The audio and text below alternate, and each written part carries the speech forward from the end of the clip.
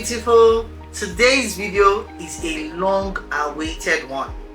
I have been wanting to share that it's unfortunate how we do not understand that our mindsets and our micro habits have been limiting us into achieving those set goals.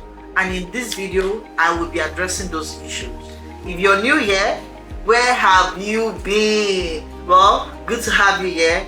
And to my timeless regulars, I appreciate your support and the intentionality to grow into becoming the best version of ourselves. I appreciate you guys. Now let us understand that the goal of this video is wealth creation. Before I dive right into it, I would like to say wealth creation is a goal many people aspire to, yet numerous people find themselves trapped by habits and mindsets that hinders them from that financial growth. For women in particular, societal norms and personal beliefs can cause these challenges. We need to understand that these barriers and learning how to overcome them is crucial for the goal of financial security, for the goal of wealth creation. There are some regular common habits blocking that wealth that we see as a norm. One of those norms is living from salary to salary, from one paycheck to another paycheck. Most people balancing multiple responsibilities fall into the habit of spending their entire savings. Unfortunately, we cannot blame them, right? Because even the salary is not enough to take home. To the extent that some people even borrow money before the next salary, before the next paycheck day. Unfortunately, this lifestyle makes it difficult to save or invest money, which is essential for wealth building. If you're not saving and investing, how do you want to create wealth? And that is why I am on your screen this beautiful day to help us to be intentional in the tiny little things that we do that we usually overlook. One of the ways to start taking small steps is by first creating a budget, and that would help you prioritize your savings, even if it is 5% of your income for savings before spending on non-essential things. Make sure that yes, so once salary comes, once that pocket money comes, you're saving 5%. Secondly, use tools like the budgeting or saving apps. One of the tools I use that has worked for me over the years is High Economy. It will help you track your expenses and identify areas for cutbacks. Also, while making your bank app transfer, always include a remark or a statement of purpose that when you're making a transaction, you write, okay, this is for food, this is for foodstuff, this is for makeup, this is for self-care, something like that. Just state it. This is for transportation. Just make sure that you're stating every expenses that you're making at every given transfer. This will help you to track your expenses so that at the end of the month you would request for your bank statement. And thank God these days you can actually get your bank statement from your bank app. Always make sure you download the bank statement for the month and go through all your expenses. That's okay, you know what, I spent this was an unnecessary expenses, this was a very important expenses. Oh, I will do better this month. Just check and balance so that you know what you're spending your money on. If you can't do that, another thing to do is on your phone, the notepad section, always write down any expenses you make, down to a bottle of soda or a drink or anything. Just write it down. This will also help you to manage impulse spending. And all you my ladies, we understand ourselves that we don't even need it though, but because we just see it flashing on our phones or we just see our friends having it, we just feel that we need to buy it. That's impulse spending. You don't need it, you just want it. So this routine, this budgeting will help us to curtail impulse spending. I'm also speaking to myself right here because I am not 100% at where I want to be. I am still a work in progress. So whatever I'm saying right now is what I'm also doing. So the temptation to make unplanned purchases can be strong. Trust me. But this will lead to financial strains and decreased savings. One thing we need to implement is a 24 hours rule for significant purchases. So like a few days ago, I bought a book pack for my kids, and I paused. I said, do I really need to get this book pack? This is something that will help them grow. And after like 24 hours, I said, okay, no, I needed to get this, and I got it. It happens to maybe I want to get that very fancy dress. I wait for next 24 hours. Why really need to get this dress? And trust me, some days I will just say, oh no, you don't need it. You have something to wear. And I go into my wardrobe and I see what to wear. You understand? So let's curtail that habit of using 24 hours rule for significant purchases. This will help you, trust me. This means waiting a day before buying anything to assess whether the purchase is necessary or not, with the end goal in mind, which is to become wealthy, which is to become financially secure. The focus should be, do I really need this, or do I want it? And it's important we note that there is a huge difference between needs and wants. There's a huge difference. Need is you can't do without it. Want, you can actually do without it. I'm not here to explain that, but trust me, go Google it. You will know that there's a huge difference between needs and want. In addition, making a shopping list of expenses so that over time you know what your basic needs are for the month and you stick to it. It will help curb impulse buying. So next on my list is, some people are so ignorant that they are not ready to learn new things. But not for us here, because we are determined to grow, and of course learning about financial education is part of the process. Many avoid learning about personal finances and they consider it too complex or not interesting. Usually nothing good comes easy. It's unfortunate to say that this lack of knowledge can result in poor financial decisions. Financial education is not taught in the four walls of university. Instead, it is taught on dining tables. Most of us didn't get, like me, I didn't get the luxury.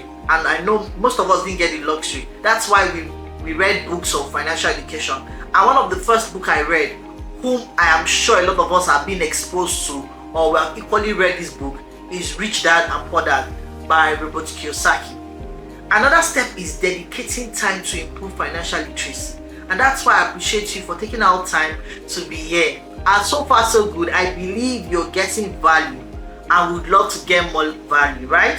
I guess it's about time you hit that subscribe button for more inspiring and transformative episode. What are you waiting for? Run along and hit that right away. I am waiting. Have you done that? Alright. Diving right back into becoming financially literate, there are numerous resources available, including books, online courses, and financial blogs. Firstly, if you're new to this, I would advise to start with the basic, like understand credit, amount of income you make, the amount of salary that comes in on a monthly basis, on a daily basis. Understand credit. Next is to understand budgeting and the importance of investment. That's the basic steps that we need to understand. Get books on that, and trust me, that's basic knowledge. Now let's discuss about the mistake causing wealth blocking that we are not aware of. Borrow. And you know the issue with this? Most people borrow to eat and spend, but do not borrow to invest or scale up their business. It's so disheartening to say that they are just looking for the next money to borrow to eat. Meanwhile, you now wonder why the wealthy people are still wealthy. Because they borrow money to invest. What happened to Dangote? He borrowed money from the banks to invest on the refinery he just launched, right? That's what a lot of wealthy people keep doing. They borrow money to invest. They borrow money to expand their business. They borrow money on a large scale to, take their business to a different level. But people that are not exposed to being financially literate, they borrow money to eat. They borrow money to pay school fees. They borrow money to pay house rent. I'm not saying these needs are not important. I'm only saying know what to borrow and borrow for the right reasons. If you're going to borrow, make sure that you're borrowing the money you're borrowing is going to bring in more money. Yes. So next time that you decide to borrow, think about it.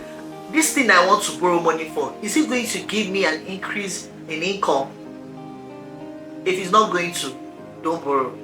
So borrowing to eat and spend is what I call accumulating bad debt. For those abroad, that includes relying on credit cards for everyday expenses or taking out loans from high interest rates can quickly lead to unmanageable debt.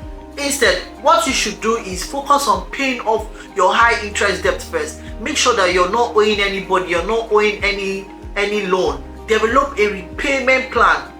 Possibly use methods like paying off small debt first or paying off high interest debt first.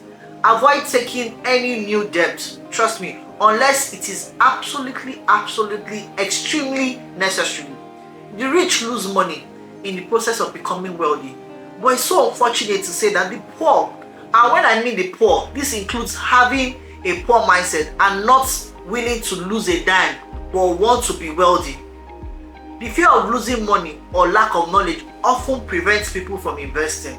And that's why you keep wondering, why is it that probably a wealthy person lost money here, but you see him still borrowing money to invest more? Because he understands the method to becoming wealthy, which a lot of people are not open or exposed to that knowledge. However, saving alone is not enough. Some people say, okay, yes, I'll save to invest. However, saving alone is not enough due to inflation and low interest rate on savings. You can check in your savings account. Maybe the interest rate was higher, now it's lower. Because the inflation that are going, especially in our country, Nigeria, you cannot just depend on saving. But I always advise, before you dive into investing, you should have grown your mindset and understand the possibility of losing money in some investments. One of the things I did was starting with simple low-risk investments. These are less volatile and provide steady growth over time. If possible, please check or get advice from a financial advisor to create an investment strategy suited for your risk tolerance and goal. I repeat, I am not a certified financial investor or advisor. I'm not certified. I'm only telling you what I am doing right now. Okay?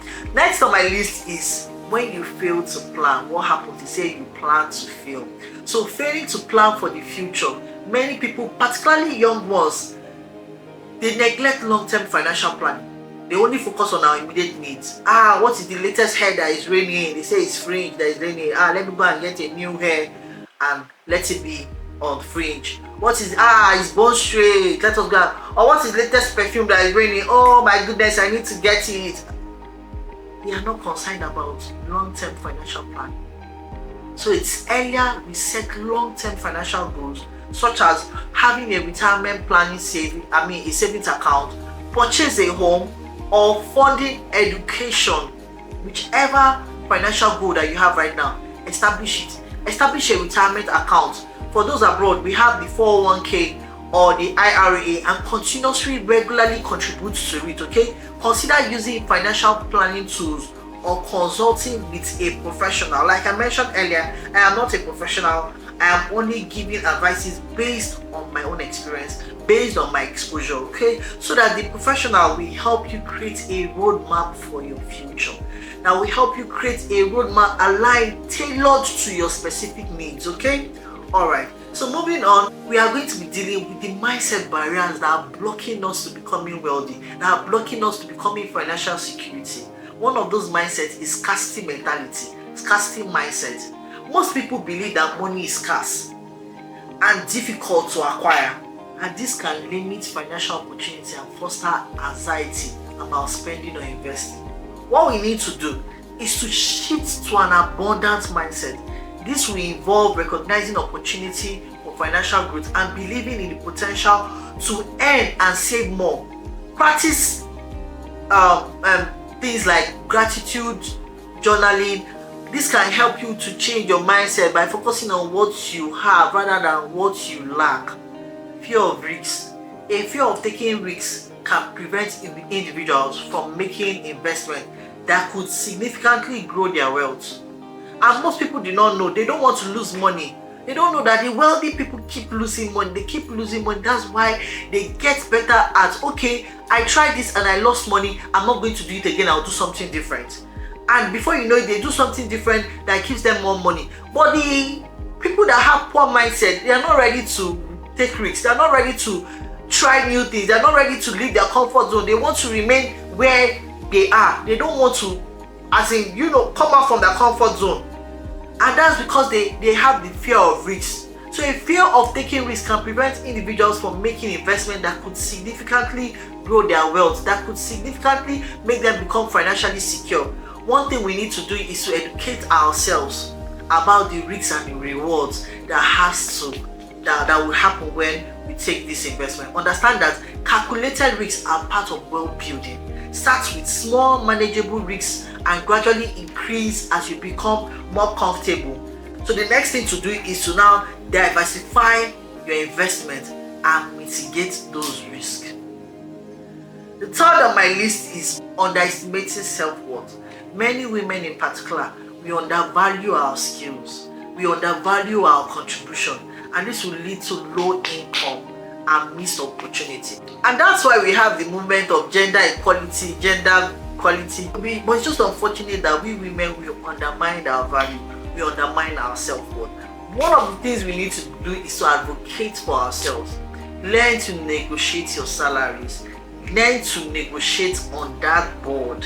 When you're speaking, if you don't have the knowledge, trust me, you'll be cheated on or you'll be pushed one side. So one thing we need to do is expose ourselves, read books on areas that you feel you lack knowledge on, so that when you're being questioned or spoken to, once you say the words, they know that, okay, no, you know, this lady, we cannot undervalue her. This lady, we cannot underpay her, because they know that you know your worth. Okay? All right. So learn to negotiate your salary and ask for raises when necessary. Invest in yourself through continuous learning and skill development. One thing we need to do is to surround ourselves with positive, supportive network that encourages and uplifts us. Another actionable steps to overcoming wealth is for us to set clear financial goals, define what wealth means to you, and set specific measurable goals. This would be a saving. This could be a certain amount each day. This could be saving a certain amount each day, paying off that debt, or investing on a set of percentage of your income monthly. Another thing we need to do is to track your expenses. I've said that earlier. Track your spending. Keep a detailed record of all your expenses to identify spending patterns and areas where we can save or where you can save. This will help in creating a realistic budget. One thing I did for myself was setting up automated saving platforms. So we need to automate savings and investment. Set up automatic transfers to your savings and investment account, so that we know that once your salary hits, once this total amount of money hits your account, the money is supposed to leave to this other account. That is your savings account. One thing I mentioned on this app, I don't know, I'll make reference to it in this video, is have 4 different accounts. One should be for spending, one should be for saving, one should be for investment, one should be, if you are like the first daughter that like I am, one should be for having, when they say, sis, I need this, you give. Sis, I need this, you give. Once the money in that account finish, tell them that till next month, you push them to the next month, because at the end of the day, you need to help yourself first. Okay? All right. So have those accounts. Also have spending accounts where probably once you want to travel out or you want to go and have a vacation, you know that it is from this account I'm going to spend from. If the money from this account finishes, that's it. You end every trip and you start coming back home. Or once any expenses, once you know that in this account the money there is finished, you don't have any money for expenses again. You go and start looking for, sorting out and wait for the next paycheck. Okay, so that you make sure that you're saving and you're setting money aside for the main purpose of becoming wealthy. So set up an automatic transfer to your savings and investment account. This will ensure that a portion of your income is saved or invested without requiring constant attention. You know, when you have to go yourself and go and do the transfer, sometimes you be tempted, you go and do the transfer and go and purchase something else that you don't actually need. So automate it, okay, so that it comes easy. Before you know it, when you check your account, you know that your savings money has gone. Seek professional advice.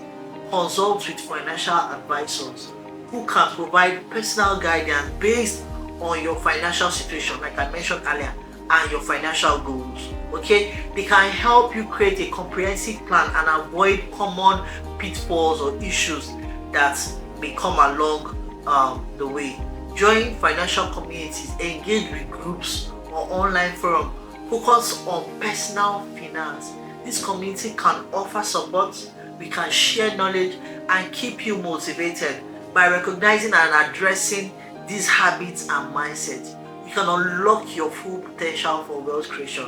It requires a commitment to change and a proactive approach to it.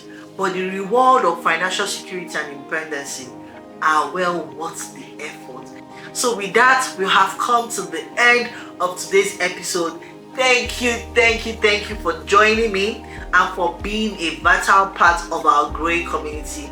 And if you found this video insightful or simply enjoyed the vibes, do not forget to spread the love by liking, sharing and commenting down below. And if you haven't already, hit that subscribe button and ring the notification bell so you never miss out on the empowering content coming your way. Until next time, keep shining bright and embrace the magic of self-discovery.